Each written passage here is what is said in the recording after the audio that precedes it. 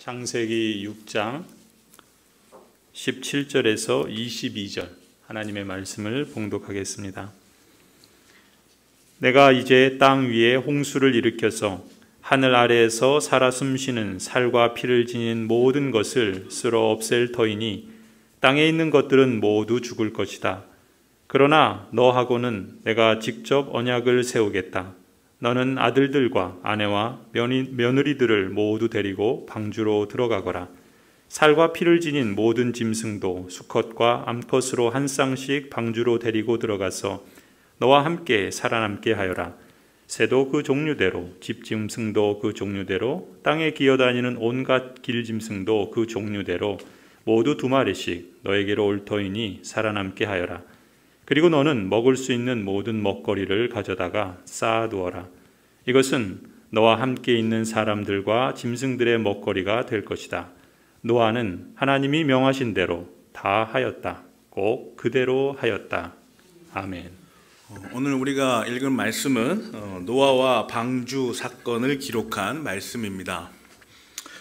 여러분들 다 어렸을 때부터 노아의 방주 이야기는 다 아시죠? 포스트 모던 시대에 포스트 코로나 시대에 우리는 또 우리 성도는 우리 신앙인들은 어떠한 마음으로 우리 이 믿음의 길을 걸어가고 있습니까? 현실이라는 거대한 압력에 끌려서 말 그대로 생각하며 사는 것이 아니라 사는 대로 그렇게 끌려 살고 있지는 않는지 우리가 점검해 볼 필요가 있습니다. 급변하는 세대 가운데서도 하나님께서 우리 성도들에게 주시는 이 특별한 계시인 성경은 수천 년 동안 자리를 지키며 지금도 우리 성도들에게 구원에 관하여 교훈하고 있습니다. 본문을 보시겠습니다. 17절입니다. 내가 이제 땅 위에 홍수를 일으켜서 하늘 아래에서 살아 숨쉬는 살과 피를 지닌 모든 것을 쓸어 없앨 터이니 땅에 있는 것들은 모두 죽을 것이다. 17절 본문은 하나님께서 세상에 있는 피조물들을 심판하시겠다라고 하시는 선언입니다. 그런데 이 심판은 갑작스럽게 결정된 것이 아닙니다. 하나님께서는 이 심판에 대한 예고를 미리 하셨습니다. 6장 5절부터 8절입니다. 주님께서는 사람의 죄악이 세상에 가득 차고 마음에 생각하는 모든 계획이 언제나 악한 것뿐임을 보시고서 땅 위에 사람 지으셨음을 후회하시며 마음 아파하셨다. 주님께서는 탄식하셨다. 내가 창조한 것이지만 사람을 이 땅 위에서 쓸어버리겠다. 사람뿐만 아니라 짐승과 땅 위를 기어다니는 것과 공중의 새까지 그렇게 하겠다.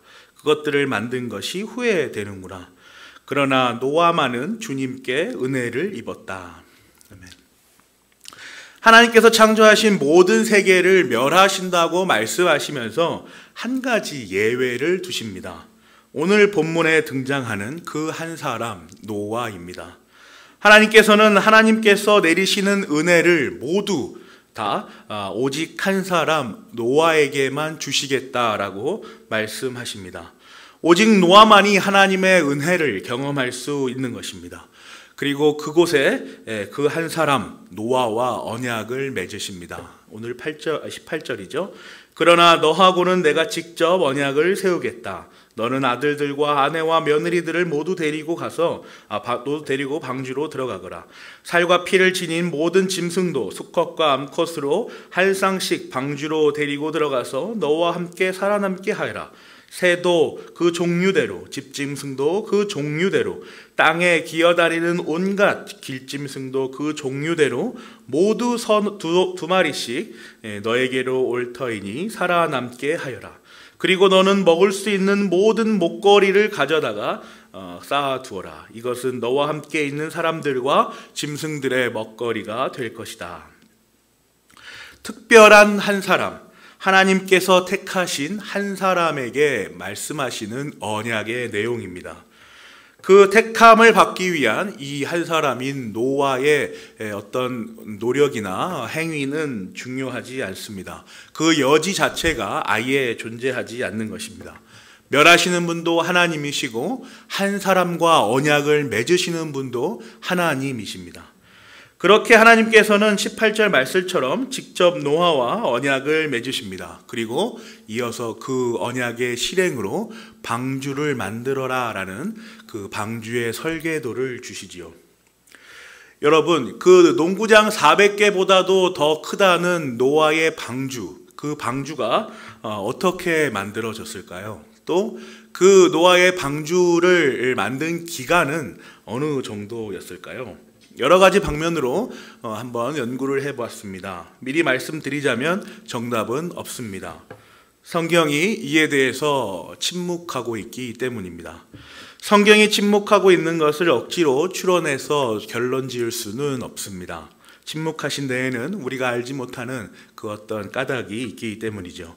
그러나 가능한 한 성경의 자료들을 모아서 한번 추론해 봅시다. 이 추론으로 우리가 요즘 계속해서 성경을 읽고 있는데 이 성경을 읽을 때 어떻게 우리가 성경을 읽고 성경을 분석하고 또 이해하는지를 그 과정을 한번 훈련해 보시기 바랍니다. 창세기 6장 3절입니다. 주님께서 말씀하셨다. 생명을 주는 나의 영이 사람 속에 영원히 머물지는 않을 것이다. 사람은 살과 피를 지닌 육체요. 그들의 날은 120년이다. 하나님께서 홍수 심판을 하시기 전에 방주의 설계도를 주시기 전에 노아에게 하나님이 하신 말씀입니다. 앞으로 사람의 수명이 120년이 될 것이다 라고 말입니다. 그러니까 이 말씀으로부터 홍수로 사람들이 멸망하게 되는 시점까지 약 120년이 걸린다라는 것을 우리가 알 수 있죠. 이런 추론은 정당해 보이기는 하지만 이 말씀 이후에 방주의 설계도를 주셨기 때문에 그 사이의 간격을, 그 시간의 기간을 우리가 정확하게 알 수가 없습니다.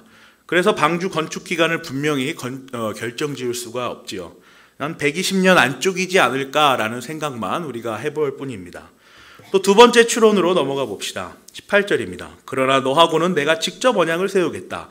너는 아들들과 아내와 며느리들을 모두 데리고 방주로 들어가거라. 오늘 본문을 보시면 하나님께서 노아에게 아들들과 며느리들까지 방주로 들어가라 라고 말씀하시는 것을 볼 수 있습니다. 아들들이 결혼을 한 것입니다. 창세기 5장 32절에서는 노아는 500살이 지나서 셈과 함과 야벳을 낳았다라고 기록하고 있습니다. 500살이 지나서 세 아들을 갖게 된 것이죠.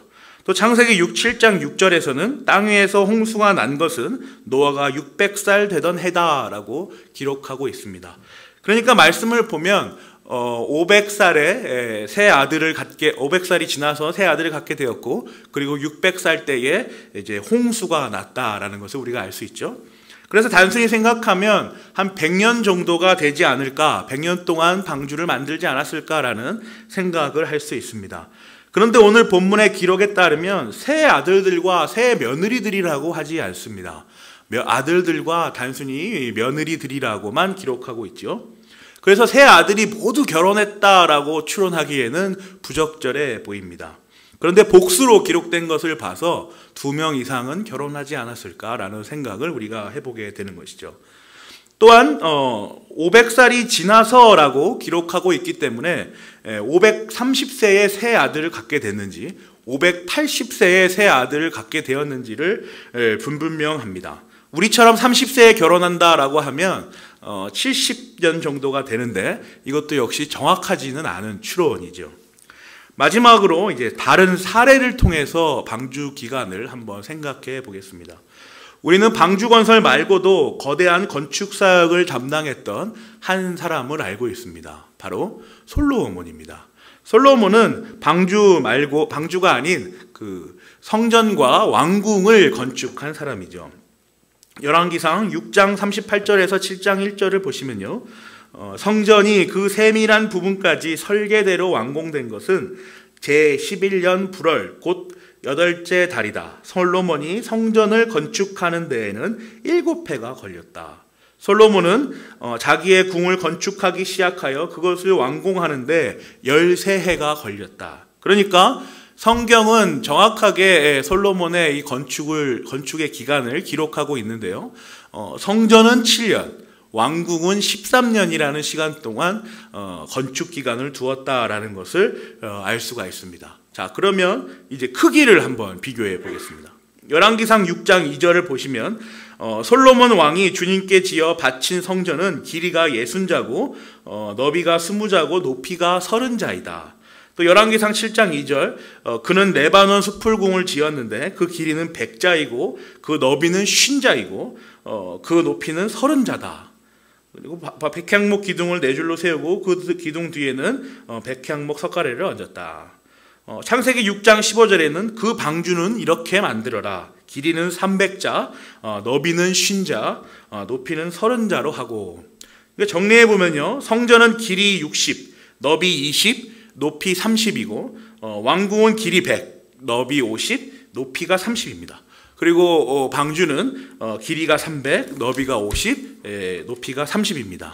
이 자라는 규빗으로 나오는 이 단위는 오늘날 사용되지 않는 단위인데 어쨌든 이 단위가 이렇게 된다라고 하면 왕궁의 크기가 정확하게 왕궁의 크기의 3배가 노아의 방주의 크기가 됩니다. 이게 부피랑 크기로 말이죠.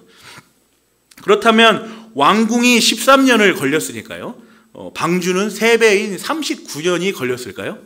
그건 정확하지 않습니다. 왜냐하면 인력의 차이가 있기 때문입니다. 열왕기상 5장 13절에서 15절을 보시면요. 솔로몬 왕은 이스라엘 전국에서 노무자를 불러 모았는데 그 수는 3만 명이나 되었다. 그는 그들을 한 달에 10,000명씩 번갈아 레바논으로 보내어 한 달은 레바논에서 일을 하게 하고 2달은 본국에서 일을 하게 하였다. 노역부의 책임자는 아도니람이었다. 솔로몬에게는 짐을 운반하는 사람이 7만 명이 있었고 산에서 채석하는 사람이 8만 명이 있었다. 엄청나게 많은 숫자가 있죠. 노무자가 3만 명이고 그리고 짐 운반자가 7만 명입니다. 그리고 채석하는 사람, 돌을 깨는 사람이 이제 8만 명이죠. 그러면 총 이제 18만 명이나 되는 사람이 이 솔로몬의 건축 사역에 동원이 된 거죠. 노아는 과연 이 엄청난 방주를 혼자 지었을까요? 노아의 나이가 10만 살이 넘어가지 않고서는 그건 산술적으로 물리적으로 불가능합니다. 그러면 그 가족들이 함께 한다면 가능한 시간일까요? 그것도 역시 불가능합니다. 최소한 노아가 우리가 앞서 정확하지는 않지만 대략 추론해 보았던 70년에서 120년 동안 방주를 지었다라고 가정하기 위해서 솔로몬의 왕궁이 18만 명으로 13년이 걸렸으니까요. 그보다 3배 큰 방주를 13년 만에 건축하기 위해서는 54만 명이 필요한 것입니다. 엄청나게 많은 숫자죠. 아니면 기간을 늘려서 이제 91년 동안 건축을 한다라고 한다면 하루에 26,000명이 꼬박 필요한 그야말로 대공사가 대건축이 바로 이 노아의 방주 건축입니다. 또한 변수는요, 노아 시대와 솔로몬 시대의 건축 기술입니다. 노아 시대와 솔로몬 시대는 아주 상당한 기간의 차이가 있잖아요. 그렇기 때문에 이 건축 기술도 역시 주요 변수 중 하나일 것입니다. 여러 성경의 기록들을 수집해 보건대 정확한 건축 기간에 대해서는 성경이 침묵하고 있으나 말씀을 근거로 하여서 약 70년, 120년 언저리에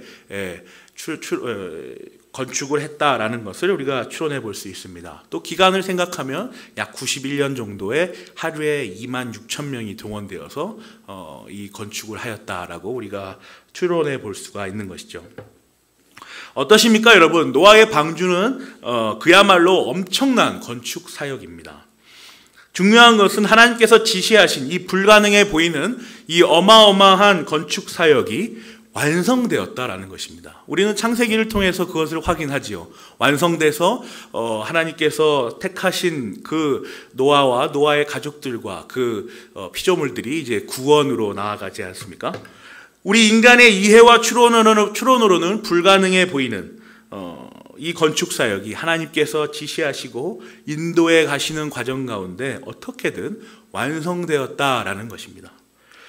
어떻게 완성될 수 있었을까요? 노아 혼자서만 건축할 수도 없고 그의 가족들만으로도 불가능한 이 건축이 완성된 것은 우리로 하여금 하나님께서는 이루실 일들을 반드시 이루어내신다라는 그 사실을 알려줍니다. 생각해 보십시오, 여러분. 그 노아가 또 그의 가족들이 하루하루 얼마나 마음을 졸이면서 건축을 했겠습니까? 어느 날은 10,000명이나 되는 사람들이 몰려와서 건축 진행이 빠르게 되다가 또 어떤 날은 100명도 안 되는 사람이 와서 다시 속도가 늦춰지는 이 반복되는 건축의 상황들이 100년 동안 얼마나 많은 일들이 있었으며 이들을 그렇게 힘들고 괴롭혔겠습니까? 또 이 언약과 명령을 직접 받은 노아의 마음은 어떠했겠습니까? 사람들이 많이 와서 일이 척척 진행될 때는 역시 하나님께서 이 일을 이루시는 것이 확실하군요. 감사합니다. 내가 나아가겠습니다. 라는 마음이 있지 않았겠습니까? 또 어떤 날 돕는 사람이 형편없이 부족할 때에는 어떤 마음이 들었겠습니까?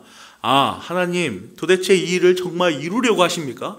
오늘 여기까지 완성이 돼야 되는데 이 정도만 사람을 보내주시면 내가 어떻게 일을 진행을 하겠습니까? 라는 그런 생각이 들지 않겠습니까?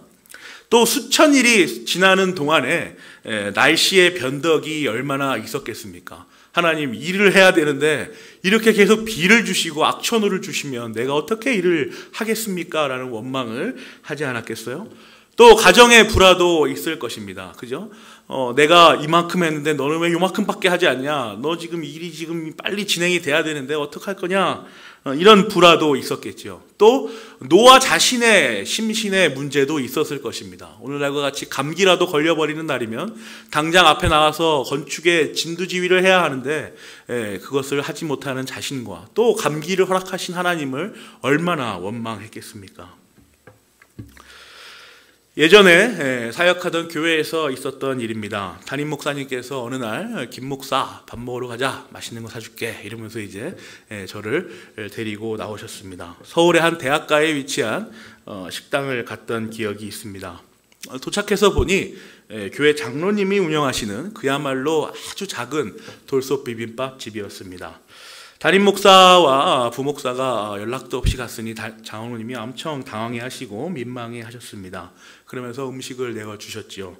점심시간이 피크에 다다르고 있는데도 손님은 거의 보이지 않았습니다. 담임 목사님께서 장사가 잘 되지 않는다고 한탄하시던 장로님의 말씀과 그 기도 가운데 한번 가봐야겠다라는 생각이 드셨던 것이죠. 그리고 장로님 본인으로서는 공부 열심히 하는 청년들을 위해서 저렴하고 영양가 높은 음식을 하신다고 자부하시며 자리를 지키는데 청년들이 더 맛있고 더 세련된 음식을 찾아 나가는 걸 보고 마음 아파하시며 마음을 쓸어내시던 기억이 있습니다. 5,000원이 채 되지 않는 훌륭한 식사를 다 마치고 담임 목사님께서 다 값을 지불하신 다음에 자리를 일어나려는데 제 눈을 사로잡은 장면이 있었습니다. 바로 식당 입구에 놓여져 있는 성경이었습니다. 그 성경책에는 무엇 하나 중요하다라는 표시도 없이 형광펜으로 모든 구절들이 박박 그어져 있는 아주 샛노란 그런 페이지로 가득 차 있는 성경책이었습니다. 얼마나 마음이 졸였겠습니까? 저도 아내와 함께 아주 잠깐 동안 지인의 어려운 식당을 도와서 일한 적이 있는데 손님을 기다리는, 그 장사가 잘 되지 않는 식당에서 손님을 기다리는 일이란 정말 절망에 가깝습니다. 그런데 그 절망의 시간 속에서 성경을 읽으며 기도하시며 인내하고 계신다는, 견디고 계신다는 사실이 마음이 많이 미어졌습니다. 한 사람이 지나갈 때면 얼마나 흥분돼서 옷을 주섬주섬 차려 입으셨겠습니까? 또 그 사람이 횡하고 지나가면 또 얼마나 마음을 쓸어내리시며 안 들어오는구나 라고 마음이 아팠겠냐는 거죠. 그리고 다시 마음을 가다듬으며 성경을 마주하면 성경에 기록되어 있는 그 신실하고 사랑의 언약의 말씀들이 얼마나 원망스럽고 한편으로는 야속하게 여겨지셨겠습니까? 하나님 이루신다면서요. 하나님, 내가 성도인데, 내가 하나님을 따라가는 하나님의 백성인데 하나님 이루신다는데 도대체 내 삶은 이게 도대체 뭡니까? 라는 그러한 기도가 얼마나 많았겠습니까? 노아의 방주 건축 기간으로 다시 돌아와 봅시다. 그 애가 타는 마음이 읽혀지십니까? 하나님의 언약과 명령, 그 한 성도의 애가 타는 하루하루의 건축 상황들이 얼마나 힘들어 보이십니까? 도무지 만날 수 없어 보이는 이 하나님의 언약과 실제로 삶을 살아가는 성도의 이 간극을 채우는 자리에 오늘 본문이 자리하고 있습니다. 22절입니다. 노아는 하나님이 명하신 대로 다 하였다. 꼭 그대로 하였다. 이 말씀에 오늘날 삶에 지친 우리에게 주신 하나님의 교훈이 담겨져 있습니다. 노아는 하나님이 명하신 대로 다 하였습니다. 꼭 그렇게 다 하였습니다. 이 본문이 하나님에 대한 절대적인 순종만을 말하는 것이 아닙니다. 절대적이고 온전한 순종은 오늘의 본문에 이 본질을 다룬 다음에 우리 성도의 실천적 차원에서 이야기할 수 있는 것이지 이 본문의 본질은 아닙니다. 그렇다면 이 본문의 본질은 무엇입니까? 바로 하나님이 명하신 대로, 그리고 그 다음 문장에 있는 그대로의 그 답이 있습니다. 이 두 구문에 하나님께서 우리에게 오늘 주시는 교훈이 담겨져 있는 것입니다. 인간은 모든 피조물 가운데 하나님의 형상으로 창조된 유일한 피조물입니다.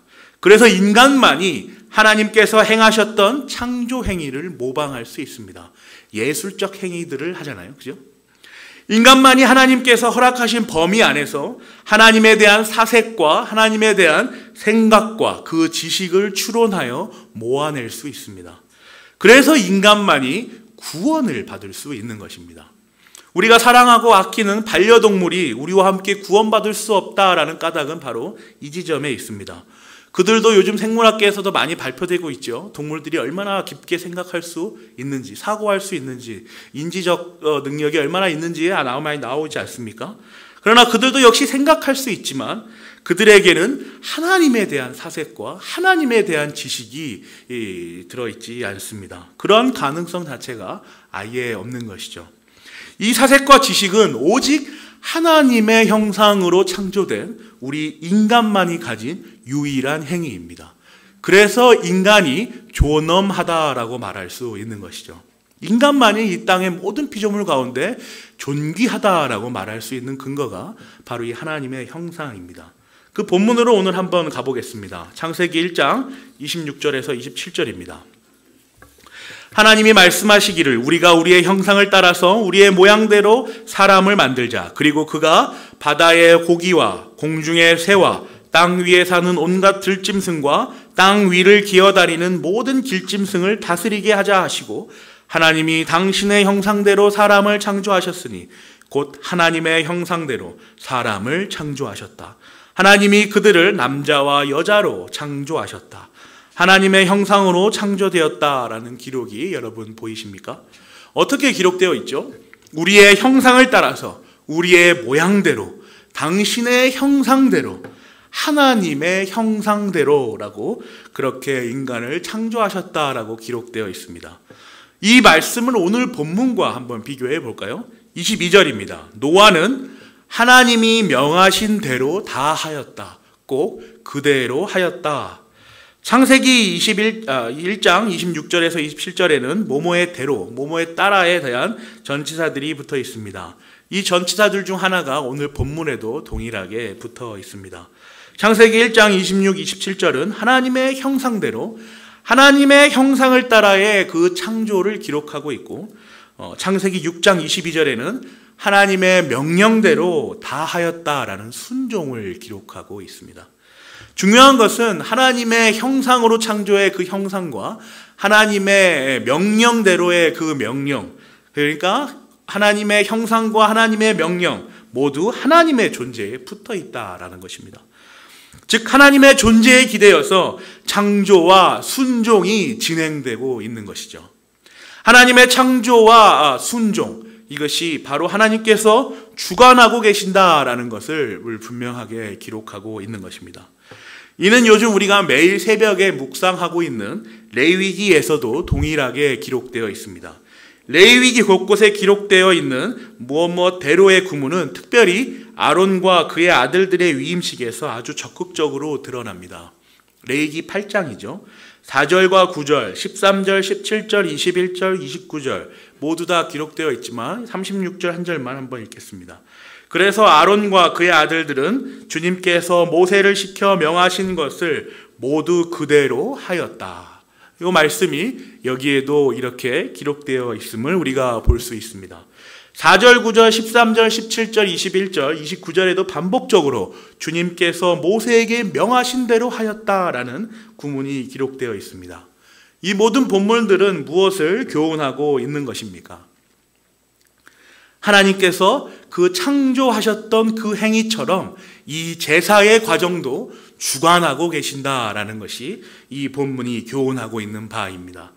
이스라엘 백성들이 명령에 순종하여 제사를 진행한다 하더라도 강력하게 하나님의 존재에 붙어서 그렇게 진행하고 있다라는 것입니다. 하나님이 진행하게 하신다라는 것입니다. 하나님의 존재로부터 그 창조 행위와 그 제사의 행위가 진행되고 나오기 때문입니다. 그럼 더 확장해서 우리가 이해해 볼까요? 이 복잡하고 거추장스러워 보이는 제사의 과정을 통하여서 하나님께서 우리에게 보이고자 하시는 것은 그렇다면 무엇입니까? 레위기 새벽 예배 때 우리 담임 목사님께서 묵상하신 것처럼 거룩의 모양입니다. 구별됨의 모양입니다. 하나님께서 제사의 과정을 통하여 우리로 거룩과 구별됨의 모형을 보이게 하시려고 거룩과 구별됨에 참여하게 하십니다.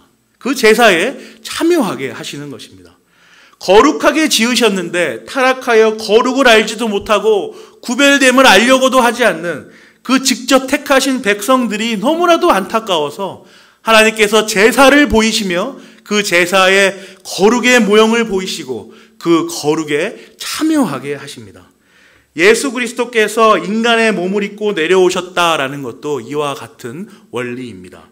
여러 제사들을 통하여서 눈으로 거룩을 경험하고 참여할 수 있도록 명령하신 것처럼 예수 그리스도께서 성육신 하신 것도 성부 하나님의 선택에 해당되는 그 백성들이 예수 그리스도라는 그 거룩을 보고 그 거룩에 참여하여 제자로서 따라가게 하기 위하여 예수 그리스도께서 우리로 하여금 눈에 보이는 그 성육신을 이루신 것입니다. 다시 그렇다면 노아의 사건으로 넘어와 봅시다. 하나님께서 노아에게 명령하십니다. 그리고 그 노아는 그 명령을 그대로 다 순종하였습니다. 노아가 의로워서, 노아가 말을 잘 들어서 착해서 그런 것이 절대로 아닙니다. 이 명령과 순종의 과정을 통하여 하나님께서 노아에게 거룩을 보이시는 것입니다. 거룩하라라고 말씀하시는 것입니다. 그래서 하나님께서 보이시는 거룩의 모형이 노아에게는 방주입니다. 또한 그 거룩의 참여가 방주를 건축하는 것입니다. 레위기에 기록된 여러 제사들을 행하면서 거룩의 모형을 따라 나아가는 것과 마찬가지로 노아는 방주를 건축하면서 그 거룩을 향하여 거룩을 소망하며 하루하루를 나아갑니다. 100년이나 가까이 방주를 건축하게 하시면서 그 언약의 본질을, 거룩을 경험하게 하시는 것입니다. 숱한 시련의 세월들을 방주와 씨름하면서 자신의 죄성과 교만함과 하나님 앞에서의 그 연약함, 어리석음을 절대적이시며 신성하시며 거룩하시며 존엄하신 하나님 앞에 굴복하게 하시는 것입니다. 이 말씀이 바로 오늘 우리가 읽은 그대로 다 하였다, 꼭 그대로 하였다의 내용입니다. 확장하여 봅시다. 그 거룩의 모형인 방주는 바로 예수 그리스도를 가리킵니다. 하나님의 사역이 온전히 그대로 다 이루어져서 마침내 오셔서 우리의 죄를 담당하시고 우리에게 어울리지 않는 그 의의를 입혀 의롭다 여겨주신 그 예수 그리스도. 이런 의미에서 그 제사 자체가 예수 그리스도가 아닙니다. 또 방주 자체가 예수 그리스도가 아닙니다. 제사와 방주는 모형에 불과한 것입니다. 이들은 그저 예수 그리스도를 가리키고 있으며 예수 그리스도를 보여주는 모형인 것입니다. 사랑하는 고양제일교회 성도 여러분, 하나님의 말씀을 쫓아 우리의 주어진 삶을 살아가는 것이 얼마나 버겁습니까? 당장 이번 달 지출돼야 할 것들을 생각하면 주일날 예배 드리는 것, 티도 나지 않는 이 영적 행위는 한편으로 얼마나 사치스럽게 여겨지십니까? 노아라는 한 인물을 보면 우리와 별반 차이가 없습니다. 성경은 그의 집안을 이렇게 기록합니다. 창세기 5장 28절에서 29절입니다. 라멕은 182살에 아들을 낳았다. 그는 아들의 이름을 노아라고 짓고 말하였다. 주님께서 저주하신 땅 때문에 우리가 수고하고 고통을 겪어야 하는데 이 아들이 우리를 위로할 것이다. 아담과 하와가 지은 죄 때문에 땅은 저주를 받았고 수고와 출산을 해야만 했습니다. 이 척박한 땅에 한 사람이, 지금으로 치면 한 생명이 태어나는 것이 얼마나 기쁜 일인데 그 아이를 두고 이렇게 말합니다. 수고와 고통 가운데, 삶의 궁핍과 결핍과 가난함 가운데 아들을 낳고 이렇게 위로합니다. 우리가 수고하고 고통을 겪어야 한다. 이 아들이 우리를 위로할 것이다 라고 그의 이름을 노아, 위로라고 짓는 것입니다. 도대체 인간에게 있어서 진정한, 유일한, 그리고 가장 근본적이며 본질적이고 영원한 그 위로와 행복은 무엇입니까? 우리는 어떻게 해서 신앙생활을 하게 되었으며 왜 지금도 이 신앙생활을 하고 있습니까? 왜 하나님께서 직접 음성도 들려주시던, 심지어 나타나기까지 하셨던 구약시대에 노아에게 방주를 짠 하고 주시지 않으시고 100년이나 되는 기간 동안 그 고통을 참고 인내하라고 그 방주를 건축하게 하십니까? 또 심지어 홍수가 끝난 뒤에도 바로 물을 다 마르게 하지 않으시고 몇 날 며칠 몇 개월을 기다리게 하시며 오랜 기간 동안 기다리게 하시고 마르기까지 기다리게 하셨습니까? 또 왜 복잡한 이 제사들을 하나님께서 명령하셨습니까? 왜 그렇게 단번에 하지 않으시고 뭔가 돌아가는 듯한, 우회하는 듯한 바보 같아 보이는 이러한 사역들을 왜 하고 계시는지 우리가 궁금해하는 것입니다. 이와 같은 사실은 훗날 출애굽 사건에서도 더욱 명확하게 드러납니다. 10가지 재앙과 같은 엄청난 이적으로 하나님께서는 이스라엘 백성들을 출애굽시키셨지요. 이 과정에서 이스라엘 백성들은 아무것도 한 게 없습니다. 하나님께서 모세를 통하여 바로를 굴복시키시고 이스라엘 백성들을 그저 해방시켜 주셨습니다. 그렇게 해방된 이스라엘 백성들은 바로 가나안 땅으로 들어가는 것이 아니었습니다. 어떻게 됐습니까? 광야 생활을 시작했습니다. 해방과 동시에 광야를 시작하는 것입니다. 배고픔과 목마름과 고난과 고통의 시작이 열린 것이죠. 왜 하나님께서 곧바로 해방시켜 주시자마자 가나안 땅으로 인도하지 않으셨습니까? 오늘 본문에 기록된 노아와 마찬가지로 아론과 그의 아들들에게 했던 것과 마찬가지로 이스라엘 백성들에게 광야, 그들의 삶, 가나안으로 가는 여정이라는 거룩의 모형을 보이시고 참여하게 하시고 훈련시키시는 것입니다. 이와 같은 원리는 비단 특별계시에서만 드러나는 것이 아닙니다. 우리의 일상에서도 드러납니다. 우리가 보기에 답답하고 지루하고 견디기 어려운 과정들을 우리는 반드시 수행해야 합니다. 학교를 다닌다든지 회사를 다닌다든지 어딘가에 속하여서 정답이 아닌 것 같은 바보같이 일하고 어리석어 보이고 답답해 보이고 지루하기 짝이 없는 그 과정들을 우리는 반드시 거쳐야 합니다.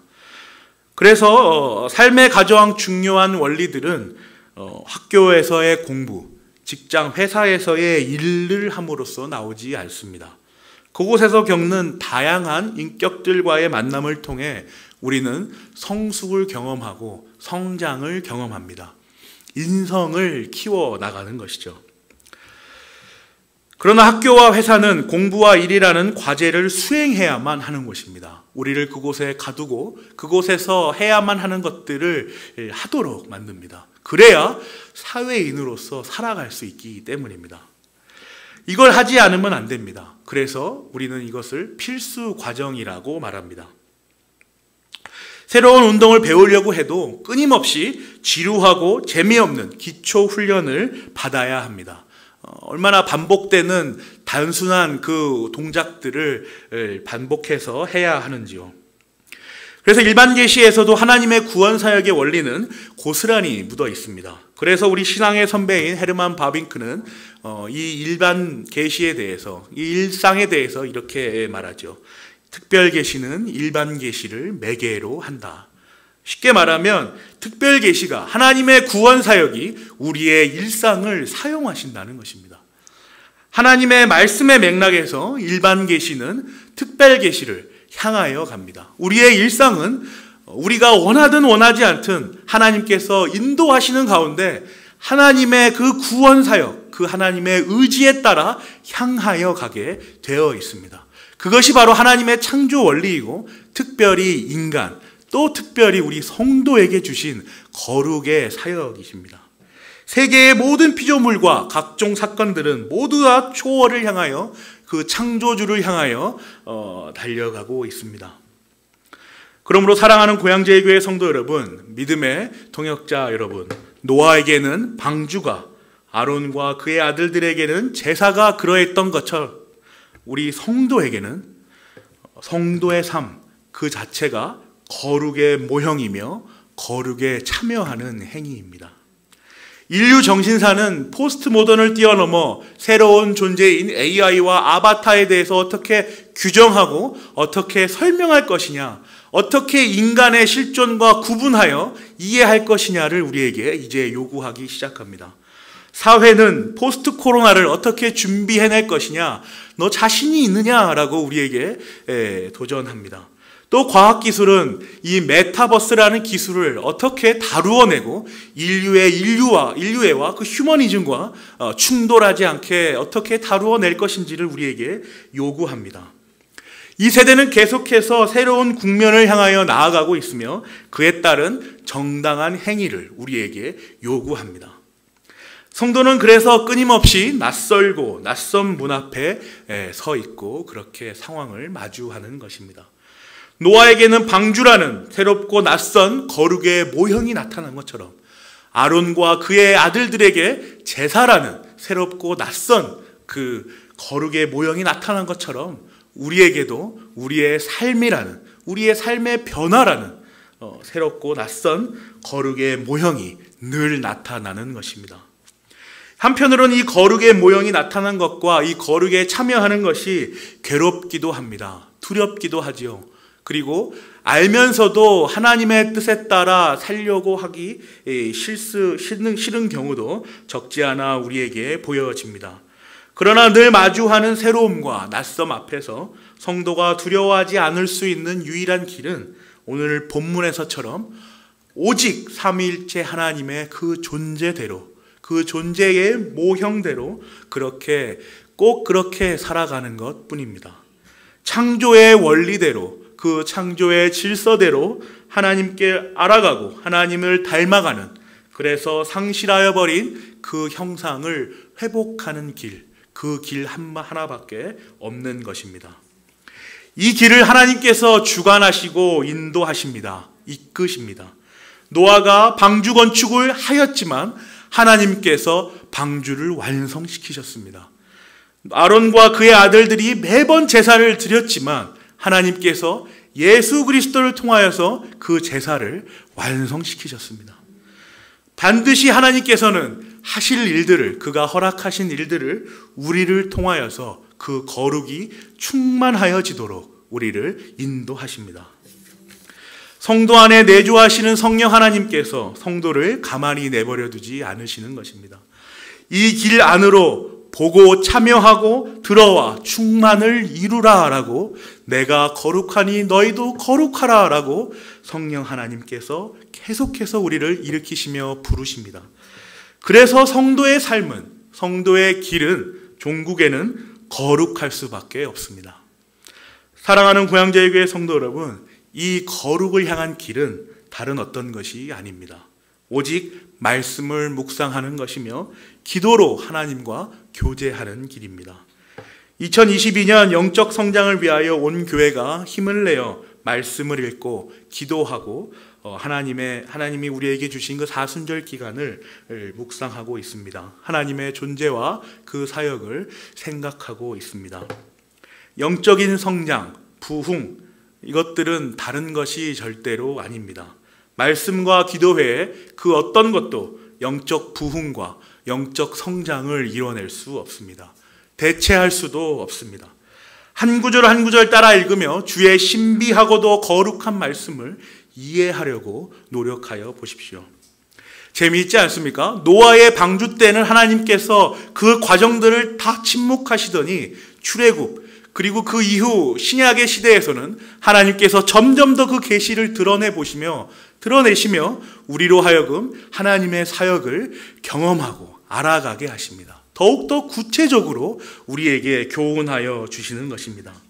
또 5분 10분이라도 하루에 하나님을 바라보며 하나님께서 보이시는 그 구원 사역과 나의 삶을 긴밀히 나누어 보는 것, 그것이 바로 영적인 성장입니다. 지금 우리 고양제일교회는 담임 목사님께서는 우리 신앙의 선배인 칼빈이죠. 칼빈의 기독교 강요를 다루고 계시고 저는 이제 4월부터 어거스틴의 고백록을 다룰 예정입니다. 무엇 때문에 이렇게 매번 책을 바꿔가면서 이 책들을 읽고 강의를 하고 교제하고 나눕니까? 다른 목적이 있을 수가 없습니다. 오직 말씀을 읽고 기도를 위하여 삶이라는 거룩의 모형을 보고 참여하도록 하기 위하여 자꾸만 하나님에 대하여 하나님의 그 거룩에 대하여 생각하는 근육을 키우는 그런 훈련을 하고 있는 것입니다.